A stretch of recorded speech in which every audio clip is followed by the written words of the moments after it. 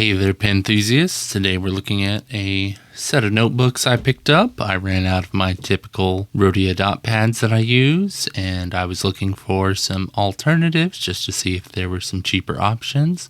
And this is one I've heard of before, and I just so happened to see a video pop up on YouTube of someone talking about different Japanese import notebooks that are fountain pen friendly.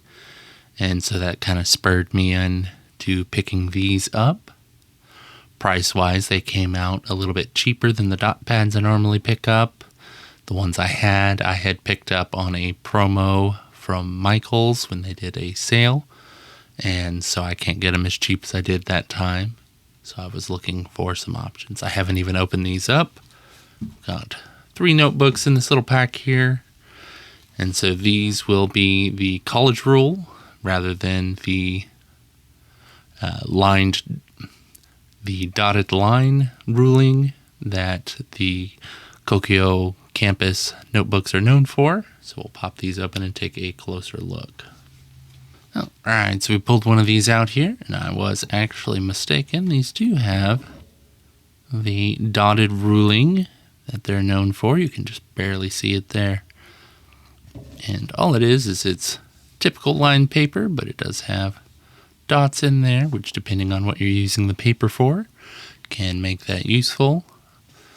Because my handwriting is fairly large, I typically like the dotted ruling just because it's not as well defined as like a lined paper. So if I write a little bit bigger than one line's worth, it's not as obvious with the dotted ruling. I can tell you with just first impressions here, the paper is very smooth and slick feeling. Take one sheet here and hold it up. Let's say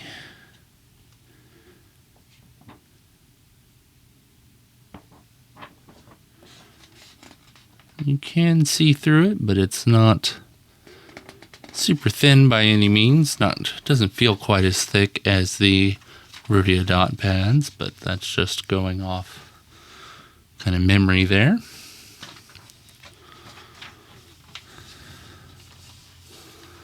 I'm going to grab a random pen that's been inked up for quite a while. Off to the side here.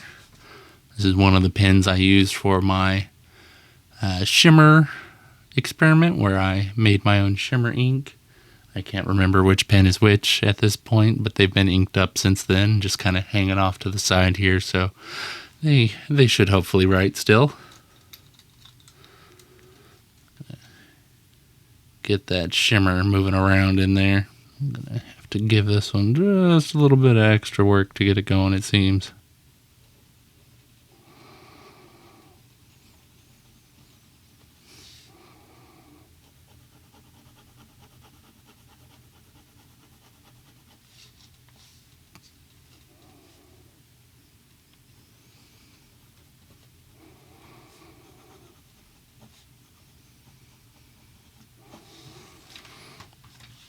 Alright, so barring the fact that this pen's been sitting so long that it's definitely started to crystallize in the feed there, because it's a sheening ink as well. The paper does feel quite smooth and felt nice to write with. Take it off to the side here. Since this ink has sat so long, it's sheening quite pronounced. If I can get the light to catch it just right for the camera, I can see it myself. There we go.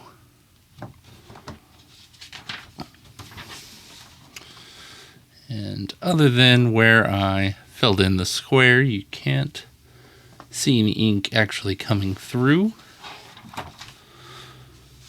I do see a bit of ghosting where I can see this darker ink through, but if I were to write over the top of that, I don't think it would bother me.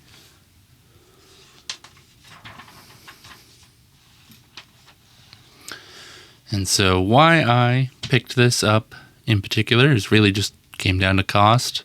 Typically when I'm writing random things that I actually need to write, it's just on whatever paper I have.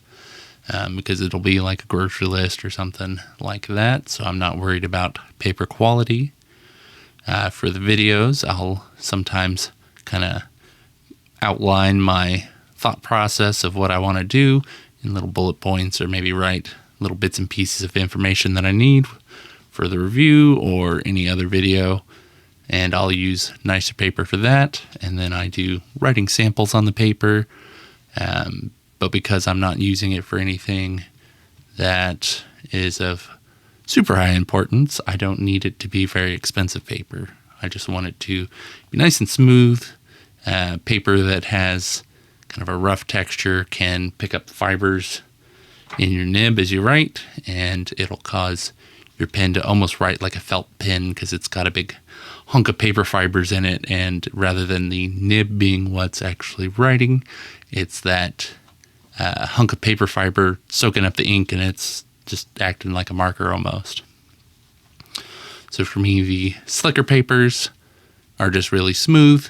They tend to be more ink resistant, but really it just comes down to the paper manufacturer themselves on that. So with the slicker papers, you tend to have longer drying times, but you typically get less feathering and bleed because the paper's not as absorbent.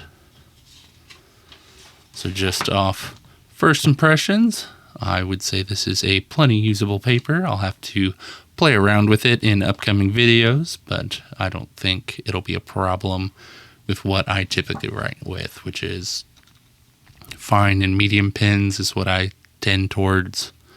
I do like shimmer and sheening inks specifically, and especially with sheening inks, those do tend to have longer drying times because of the saturation.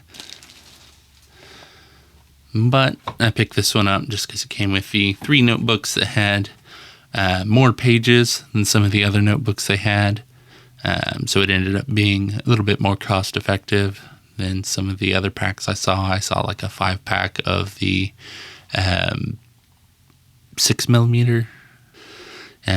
But just the sheer page count came out more cost effective than some of the other ones, so I picked these up. So if you are looking for some fountain pen friendly paper that doesn't break the budget, the notebooks themselves aren't anything fancy, just a bunch of paper, paper covers, paper spine, so they're not gonna be super durable, but if you just need something to write stuff down in and you're not worried about longevity, these are plenty usable. And even compared to my typical Rhodia dot pads, the ones I pick up are paper spine, they're staple bound, so they're nothing fancy either. So I'll have some affiliate links down in the description if you're interested, and I will be using these in my upcoming videos, so we'll find out kind of how I feel about them later on. But just off first impressions, it's definitely better than just using a sheet of printer paper or something like that, just based on the way the paper feels and performs. Thanks for watching, and check out some other videos if you've got the time.